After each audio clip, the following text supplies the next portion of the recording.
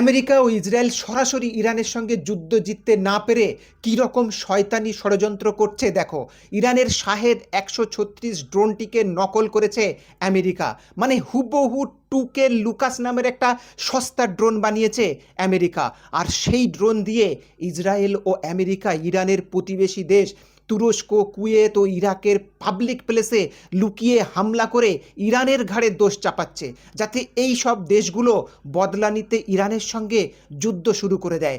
America ও Israel কি জঘন্য দেশ তাহলে বুঝতে পারছো? আর কি জঘন্য তাদের মানসিকতা। আজ ইরানের খাতাম আল আম্বিয়া কেন্দ্রীয় সদর দপ্তরের মুখপাত্র ইব্রাহিম জোলফাগারি আমেরিকা ও ইসরায়েলের এই জঘন্য ষড়যন্ত্রকে মানুষের সামনে তুলে ধরেছে। মানে আমেরিকা ও ইসরায়েলের মেন লক্ষ্যই হচ্ছে এই যুদ্ধ আরব দেশগুলোর মধ্যে ছড়িয়ে দেওয়া, যাতে এরা নিজেদের মধ্যেই মারপিট করে ধ্বংস হয়ে যায়। আর সেই সুযোগে ইসরায়েল তাদের সীমান্ত বাড়িয়ে অধিকাংশ আরব দেশ দখল করে গ্রেটার ইসরায়েল বানাতে পারে।